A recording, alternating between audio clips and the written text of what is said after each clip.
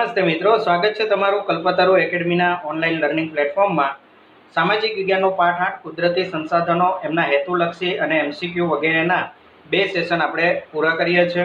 ત્રીજા સેશનની શરૂઆત કરીએ તો જે ખરા ખોટા આપણા બાકી હતા ત્યાંથી કન્ટિન્યુ કરીએ। 21મું છે, કાળી જમીનમાં ભેજ સંગ્રહણ શક્તિ ઘણી વધારે હોય છે તો આ વિધાન ખરું છે।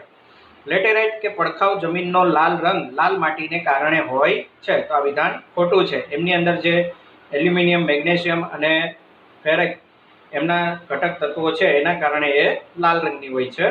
લેટેરાઇટ કે પડખાઉ જમીનમાં મુખ્યત્વે લોહ તત્વ, પોટાશ અને એલ્યુમિનિયમનું પ્રમાણ ઘણું વધુ હોય છે તો આ વાત સાચી છે અને એના કારણે જ એને લાલ રંગ મળે છે। રણ પ્રકારની જમીનમાં દ્રાવ્ય ક્ષારોનું પ્રમાણ ઓછું હોય છે, વિધાન ખોટું છે, વધારે હોય છે। પર્વતીય જમીનનું સ્તર પાતળું અને અપરિપક્વ હોય છે તો આ વિધાન ખરું છે।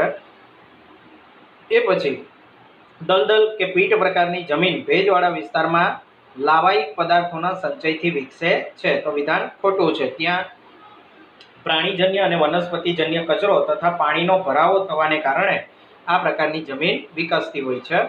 એકલ સંસાધન દુનિયામાં એક કે બે સ્થળે જ મળતું સંસાધન છે તો વિધાન ખરું છે। જમીનનું નિર્માણ મૂળ ખડકોના ઉદ્ભવ અને શીર્ષથી મળવાવાળા પદાર્થોમાંથી થાય છે તો આ વિધાન ખોટું છે। પડખાઉ જમીનનું બીજું નામ લેટેરાઇટ જમીન છે તો વિધાન ખરું છે। એ પછી એક કે બે શબ્દોમાં જે ઉત્તર છે એની આપણે શરૂઆત કરીએ તો માનવીની ખોરાકની જરૂરિયાત શેમાંથી પૂરી થાય છે? તો માનવી પોતાના ખોરાક માટે જમીન, પાણી અને બીજા ઘટકો એટલે કે અન્ય જે સંસાધનો છે એના ઉપર આધાર રાખે છે, એટલે વિવિધ સંસાધનોમાંથી એની જરૂરિયાત પૂરી થાય છે। કયા સંસાધનો પોતાની મેળે જ ચોક્કસ સમયમાં વપરાશી હિસ્સાની પૂર્તિ કરે છે? તો જે સંસાધનો પુનઃ પ્રાપ્ય હોય એટલે કે નવીનીકરણીય સંસાધનો એને આપણે પુનઃ પ્રાપ્ય કેટેગરીમાં લઈએ છીએ અને તેઓ પોતાના વપરાશના ચોક્કસ સમય અંતે ફરી પાછા પ્રાપ્ય થાય છે। કયા સંસાધનો એકવાર વપરાયા પછી પુનઃ ઉપયોગમાં લઈ શકાતા નથી અથવા તેમને ફરીથી બનાવી શકાતા નથી? તો અનવીનીકરણીય સંસાધનો એને ફરીથી બનાવી શકાશે નહીં। કઈ જમીનમાં કઠોળ વર્ગના પાક લેવામાં આવે તો નાઇટ્રોજનની સ્થિરતાનું પ્રમાણ વધારી શકાય છે? તો કાપની જમીનમાં પાક લેવાથી એમનું પ્રમાણ વધારી શકાય। કયા પ્રકારની જમીન ભારતના કુલ ક્ષેત્રફળના લગભગ 43% વિસ્તારમાં ફેલાયેલી છે? તો કાપની જમીન ભારતના કુલ ક્ષેત્રફળના 43% વિસ્તારમાં છે। કયા પ્રકારની જમીનમાં ઘઉં, ચોખા, શેરડી, શણ, કપાસ, મકાઈ, તેલીબિયા વગેરે પાક લેવાય છે? તો કાપની જમીનમાં એ લેવાતા હોય છે। કયા પ્રકારની જમીન ભારતના કુલ ક્ષેત્રફળના લગભગ 19% ક્ષેત્રફળમાં ફેલાયેલી છે? તો રાતી અથવા લાલ જમીન એ 19% ક્ષેત્રફળમાં ફેલાયેલી છે। રાતી અથવા લાલ જમીનમાં શું ભળેલું હોય છે? તો ફેરિક ઓક્સાઇડ, જેના કારણે એને લાલ રંગ મળે છે। કઈ જમીનમાં મેગ્નેશિયમ, ફોસ્ફેટ, નાઇટ્રોજન અને પોટાશની ઉણપ જોવા મળે છે? તો રાતી અથવા લાલ જમીનમાં એની ઉણપ જોવા મળે છે, કારણ કે ત્યાં ફેરિક અને એ સિવાય અન્ય ઘટકો જેમ કે એલ્યુમિનિયમ અને લોહ તત્વ, પોટાશ, લોહ તત્વ અને એલ્યુમિનિયમ આ ત્રણનું પ્રમાણ વધુ છે, એટલે બાકીના ઘટકોની ઉણપ છે। કઈ જમીન ભારતના કુલ ક્ષેત્રફળના લગભગ 15% વિસ્તારમાં ફેલાયેલી છે? તો કાળી અથવા રેગુર જમીન ફેલાયેલી છે। કાળી જમીનના નિર્માણમાં કોની ભૂમિકા મુખ્ય છે? તો લાવાઈ ખડકો અને આબોહવા એ મુખ્ય ભૂમિકા ભજવે છે। જે લાવાના બનેલા ખડકો છે તે। કઈ જમીનની ભેજ સંગ્રહણ શક્તિ વધારે છે? તો કાળી જમીનની ભેજ સંગ્રહણ શક્તિ વધુ છે। કઈ જમીન કપાસની જમીન તરીકે ઓળખાય છે? તો કાળી જમીન ઓળખાય છે। પડખાઉ જમીન તરીકે લેટેરાઇટ જમીનને ઓળખીએ છીએ અને તેનો લાલ રંગ લોહ ઓક્સાઇડને આભારી છે। કઈ જમીન ભીની થાય ત્યારે માખણ જેવી મુલાયમ અને સુકાય ત્યારે સખત બને છે? તો લેટેરાઇટ જમીન આ લક્ષણ ધરાવે છે। કઈ જમીનમાં લોહ તત્વ, પોટાશ, એલ્યુમિનિયમનું પ્રમાણ વધુ હોય છે? તો લેટેરાઇટ જમીનમાં પ્રમાણ વધુ છે। દ્રાવ્ય ક્ષારોનું પ્રમાણ વધુ ક્યાં હોય? જમીન રણ પ્રકારની જમીનમાં। કઈ જમીનનું સ્તર પાતળું અને અપરિપક્વ હોય છે? તો પર્વતીય જમીનનું સ્તર પાતળું અને અપરિપક્વ છે। કઈ જમીન ભેજવાળા વિસ્તારમાં જૈવિક પદાર્થોના સંચયથી વિકસે છે? તો દલદલ કે પીટ પ્રકારની જમીન એ ભેજવાળા વિસ્તારમાં જૈવિક સંચયનથી વિકસે છે। હવે આમના પછી આપણે ખાલી જગ્યાઓ જોઈએ તો ખાલી જગ્યાઓની અંદર નોર્મલી તમને એમસીક્યુ પ્રકારે ખાલી જગ્યા આપેલી હોઈ શકે છે, તો ત્યાં તમારે નીચે જે ક્વેશ્ચનના MCQ આન્સર આપેલા છે એમના આધારે તમારે એના જવાબ શોધવાના રહેતા હોય છે અને ઘણી વખત સીધી જ ખાલી જગ્યા તમને પૂછી નાખતા હોય છે. તો માનવીની ખોરાકની જરૂરિયાત એ વિવિધ ખાલી જગ્યામાંથી પૂરી થાય છે. તો હમણાં જ આપણે જોયું કે વિવિધ સંસાધનોમાંથી એ પૂરી થાય છે.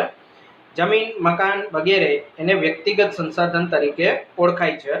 લશ્કર, આંતરરાષ્ટ્રીય વેપાર એ રાષ્ટ્રીય સંસાધનો છે. વાતાવરણમાં રહેલો ઓક્સિજન, નાઇટ્રોજન વગેરે વાયુઓ એ કેવા સંસાધનો છે? તો કે એ તો સર્વસુલભ સંસાધન છે, ખૂબ જ સરળતાથી પ્રાપ્ત થાય છે. જેના પ્રાપ્તિ સ્થાનો મર્યાદિત હોય તેવા ખનિજ સંસાધનો એને શું કહીએ છીએ આપણે?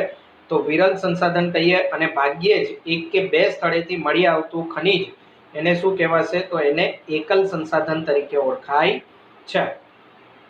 સૂર્યપ્રકાશ, પશુ પક્ષી વગેરે ખાલી જગ્યા સંસાધનો કહેવાય છે. તો એ નવીનીકરણીય સંસાધન છે. જે સંસાધનો અખૂટ હોય છે તેને નવીનીકરણીય સંસાધનો કહેવાશે. ખનિજ, કોલસો, પેટ્રોલિયમ, કુદરતી વાયુ વગેરે અનવીનીકરણીય સંસાધનો કહેવાય, કેમ કે એનો એકવાર બની જાય પછી એનો વપરાશ થાય અને વપરાશને અંતે એ આપણને ફરીથી પ્રાપ્ત થતા નથી. જે સંસાધનો એકવાર વપરાયા પછી પુનઃ ઉપયોગમાં લઈ શકાતા નથી તેને અનવીનીકરણીય સંસાધનો કહે છે. કુદરતી સંસાધનો એ કેવા હોય છે? તો મર્યાદિત હોય છે. નેક્સ્ટ છે જમીન નિર્માણનું મૂળ ખડકોના ખાલી જગ્યાથી મળતા પદાર્થોથી થાય છે. તો જમીનનું નિર્માણ શેના દ્વારા થાય? તો જે મૂળ ખડકો છે એ મૂળ ખડકોનું ખવાણ અને ધોવાણ થાય એને પરિણામે આપણને એ પ્રાપ્ત થાય છે. જમીન એટલે ખાલી જગ્યા પદાર્થયુક્ત ઝીણા કણવાળો પોચો ખડક પદાર્થ. તો સેન્દ્રિય કણયુક્ત. જ્યાં સુધી એમાં સેન્દ્રિય પદાર્થો નહીં મળે ત્યાં સુધી જમીન સંપૂર્ણ પરિપક્વ બનતી નથી. ભારતીય કૃષિ સંશોધન પરિષદ એમના દ્વારા ભારતની જમીનને ખાલી જગ્યા પ્રકારોમાં વહેંચવામાં આવે છે. તો 8 પ્રકારોમાં વહેંચવામાં આવેલા છે. ખાલી જગ્યા જમીન ભારતના કુલ ક્ષેત્રફળના 43% ક્ષેત્રફળમાં ફેલાયેલી છે. તો કઈ જમીન છે? કાંપની જમીન. કાંપની જમીન ભારતના કુલ ક્ષેત્રફળના 43%માં ફેલાયેલી છે. જમીનમાં પોટાશ, ફોસ્ફોરિક એસિડ અને ચૂનાનું પ્રમાણ વધુ જોવા મળે તો એ કઈ જમીન છે? કાંપની જમીન છે. ખાલી જગ્યા જમીન ભારતના કુલ ક્ષેત્રફળના 19% વિસ્તારમાં ફેલાયેલી છે. તો એ છે રાતી અથવા લાલ જમીન. રાતી અથવા લાલ જમીન ભારતના ક્ષેત્રફળના 19% વિસ્તારમાં. જમીન ખાલી જગ્યા જમીન ભારતના કુલ ક્ષેત્રફળના લગભગ 15% ક્ષેત્રફળમાં ફેલાયેલી છે. તો એ જમીન છે આપણી કાળી જમીન. અને કાળી જમીન ભારતના કુલ ક્ષેત્રફળના લગભગ કેટલા આવશે? તો તેમાં 15% કાળી જમીન જે છે એ કાળી જમીન 15% ક્ષેત્રફળમાં વહેંચાયેલી છે. નેક્સ્ટ 23મો પ્રશ્ન છે ખાલી જગ્યા જમીનનો ઉદ્ભવ દખણના લાવાના પથરાવાથી થયો છે. તો કઈ જમીન આવશે? ત્યાં કાળી જમીન આવશે, કારણ કે લાવા જે છે એ ઠર્યા પછી કાળો રંગ પકડતો હોય છે અને એના જ ખડકોનું ખવાણ અને ધોવાણ થવાને કારણે એ જમીનનું નિર્માણ થાય છે. કાળી જમીન ખાલી જગ્યા જમીન તરીકે પણ ઓળખાય છે. તો એમાં કપાસનો પાક પુષ્કળ થતો હોવાને કારણે એને કપાસની જમીન તરીકે ઓળખવામાં આવે છે. ખાલી જગ્યા જમીનનો લાલ રંગ એ લોહ ઓક્સાઇડને કારણે હોય છે. તો લેટેરાઇટ કે પડખાવ જમીનનો લાલ રંગ લોહ ઓક્સાઇડને આભારી છે. ખાલી જગ્યા જમીનને પડખાવ જમીન તરીકે પણ ઓળખવામાં આવે છે. તો લેટેરાઇટ જમીનને ઓળખવામાં આવે છે. ખાલી જગ્યા જમીનમાં દ્રાવ્ય ક્ષારોનું પ્રમાણ વધારે હોય છે. તો રણ પ્રકારની જમીનમાં દ્રાવ્ય ક્ષારનું પ્રમાણ વધુ હોય છે. ખાલી જગ્યા જમીનનું સ્તર પાતળું અને અપરિપક્વ છે. તો પર્વતીય જમીનનું સ્તર પાતળું અને અપરિપક્વ છે. ખાલી જગ્યા જમીન ભેજવાળા વિસ્તારમાં જૈવિક પદાર્થોના સંચયથી વિકસે છે. તો દલદલ પ્રકારની જમીન એના દ્વારા વિકસે છે. દલદલ પ્રકારની જમીનનું બીજું નામ શું છે? તો તેને પીટ પ્રકારની જમીન તરીકે પણ ઓળખાય છે. મિત્રો, આપણી ચેનલ પર સામાજિક વિજ્ઞાનનો પાઠ 5 ભારતનો વિજ્ઞાન અને ટેકનોલોજીનો વારસો એમના સંપૂર્ણ પ્રશ્નોત્તરી વિડીયો અપલોડ થઈ ચૂક્યા છે. તો એ વિડીયોને પણ એક્સેસ કરવાનું ભૂલતા નહીં. ઉપરાંત અહીં આપણો પાઠ 8 એમના MCQ પૂર્ણ થઈ છે. હવે પછી પાઠ 9ના MCQ આપણે શરૂ કરીશું. તો પાઠ 9ની જે વિડીયો લિંક છે એ નીચે તમને ડિસ્ક્રિપ્શન બોક્સમાં આપેલી છે. તો ત્યાંથી એને એકવાર રેફર કરી જાઓ જેથી તમને સમજવામાં સરળતા રહે.